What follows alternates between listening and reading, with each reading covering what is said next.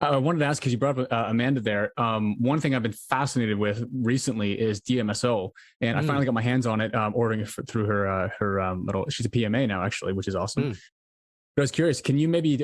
I actually had her on the podcast a couple weeks back, but she's mm, just so knowledgeable at so many different things that we didn't get mm, into it. But I was wondering, one of your videos, a couple of your videos, are very were very foundational for me to mm, understand how to use it and what it is, mhm. and all the sort of safe protocols for that. So I was wondering if you could maybe dive into for people who don't know what it is and how it works. Well, I think first and foremost, she's the authority on that. She's written an amazing book, which is my go-to book. I wish I had her book when I made my video because I just had to search around and find the information. But it all came out when I was doing the discovery to try and figure out what cancer was. And, unfortunately, that only took 2.5 months to work out what it is and how to deal with it. So it's not that complex if I can figure it out. DMSO is dimethyl sulfoxide. It's a byproduct from the craft pulping industry, which is an interesting thing because my first jobs were all around the pulp and paper industry. It's got a really high sulfur content and it is one of the most amazing healers. I'll tell you a quick story about a friend of mine who's a carpenter. He's in his 70s and he'd had throat cancer and he had a patch of skin. I was talking to him earlier today. She's coming around later on. Had a patch of skin there, which made it very difficult to swallow because it was really kind of like scar tissue and really tough. And he'd been talking about that. And I never told him about the DMSO and the magnesium, which got rid of his nighttime cramps and some other problems he was having. And he said to me a couple of days ago, he said, I meant to tell you this. He said, I put it on one night. And he said, by morning, it was 50% better. He said, bearing in mind, I've had it for years. He said, and I put it on the next day and it's gone completely. He said, it's completely changed the way I swallow again. So it's an incredibly potent thing. If you have a closed head injury and you can get DMSO into your system, it stops your brain swelling so you don't get paralysis. If you give it to someone who's having a stroke, it can prevent the paralysis from the strokes. I use it 5 days on, 2 days off.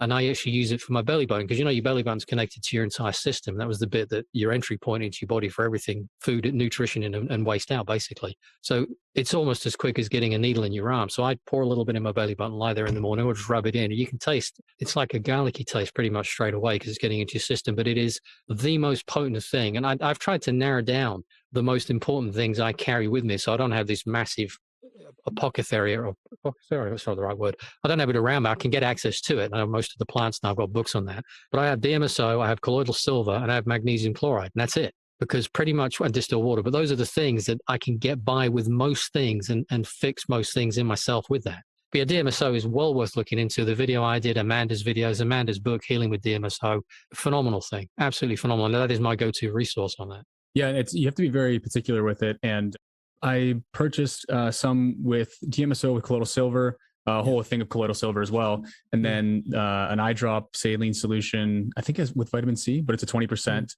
DMSO blend, and then a muscle relactant, which is just, I guess, I don't think she makes it, but she has it on her store. It'll probably be magnesium and DMSO. I mix DMSO with a lot of things now based on her suggestion Now, is because it it makes you super porous. okay? Yeah. They use Yeah, it for driving nicotine into your system with nicotine patches. okay, interesting. Yeah, apparently. Well, because I was curious because like you have to be very particular with it because it can pull things into your system. So Yep. clothing and all that kind of stuff, you have to be very, very careful with that. But I was curious. Something that I had was I'm getting back into the old fight gym and stuff like that. I do Yeah. jujitsu and some Muay Thai and stuff like Hmm. that. And getting back on that pads and the heavy bag and stuff like that. My tendons and my elbows and like my wrists and stuff like that were Yeah. really hurting me. And Mm. doing like bone broths and stuff like that to try and get some collagen in and Mhm. toughen those kind of tendons up. But then I was like, oh, maybe when I get this DMSO, I'll rub those on my elbows and see what happens. And within 10 minutes of putting it on, it had that like natural kind of, I don't know if you do like icy hots or something like that kind of numbing Mhm. sensation, like Mhm. tingly sensation. But then I looked at my inside of my forearm because I rubbed it kind of all the way around. And there was a lot of like redness and it looked like almost like a rash kind of thing, and it went away as soon as the kind of the DMSO was fully worked into my skin, which is Mhm. 30 minutes to an hour or something like that. But I was It's curious, is quicker than that that. yeah, is that necessarily like the detox mechanism coming out, or is it just your skin naturally reacts in that kind of way? I was just curious because It's probably both, I would think. Amanda's probably a better one to ask that question. I would certainly yeah, follow that with magnesium once you put the DMSO on because you'll absorb more of that because magnesium's involved in several thousand reactions in your body and we're desperately short of it. And also you might want to look at something like borax or boron because you heard about that. I have, yeah, it's a very interesting one too because it's something that you definitely hear is Insect poison kind poison of or rat poison, yeah. yeah.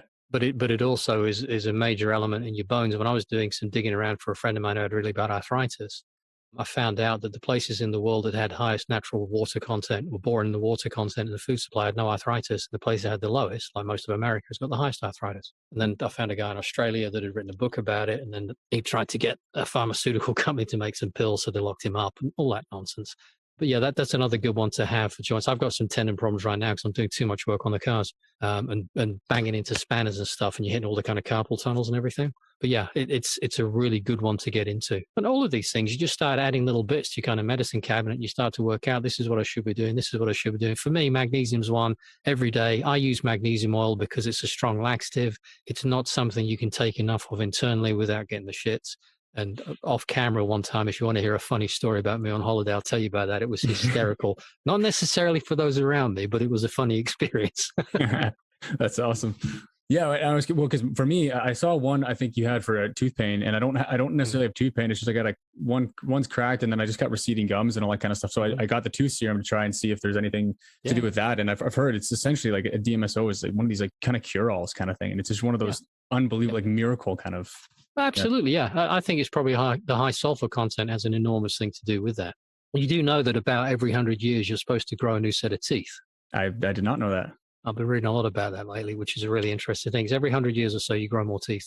So if it's every 100 years, how many 100 years are you going to live?